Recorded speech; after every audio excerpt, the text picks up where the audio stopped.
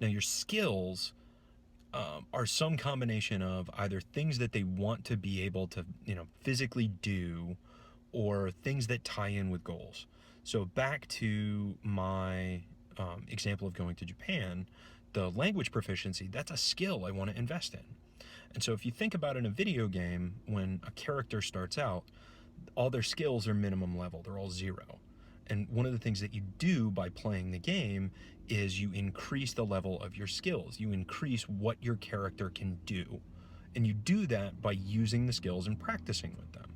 And so, like in some games, that might be like something like lockpicking or leatherworking or whatever. And so it's like, depending on the game, it's the skills or things that are tied to the game world. In real life, the skills are tied to whatever you happen to be interested in. And that could be anything from throwing a curveball to changing a tire to speaking a language to playing a musical instrument. Those are all skills. Okay? And some skills are going to be sort of independent of goals. A skill might be a goal in itself. Like if somebody wanted to be able to do 100 push ups in a row without stopping, well, that skill, so to speak, is push up. And the goal is a sort of a metric or a measurable, like I want to achieve the ability to do this thing with my skill. Okay?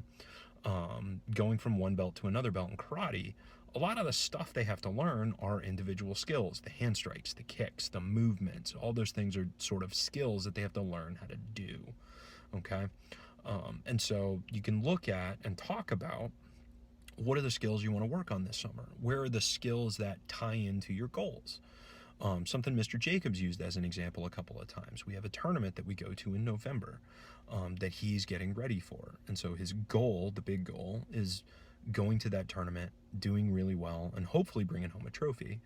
And so the things that he has to work on are the forms that he's going to demonstrate and some of the other stuff like that. And so he's got these smaller components to the bigger goal. And some of those are going to be skills, some of those are going to be information, and so forth. And so all of those things will sort of filter their way to the quest sheet.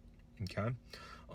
And as we've gotten through this is sort of the big three things that they are going to be doing every week. Your questers off of their quest sheet, out of their quest log.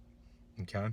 And so take your time with these conversations. Don't drive, be a passenger as best you can.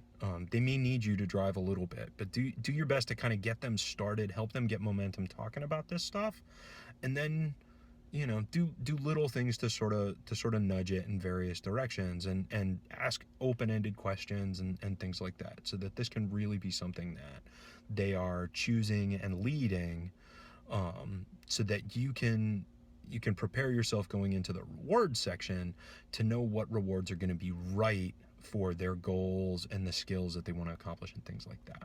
All right. And so next we're going to talk about rewards and talk a little bit about what separates a reward from a bribe and that kind of stuff.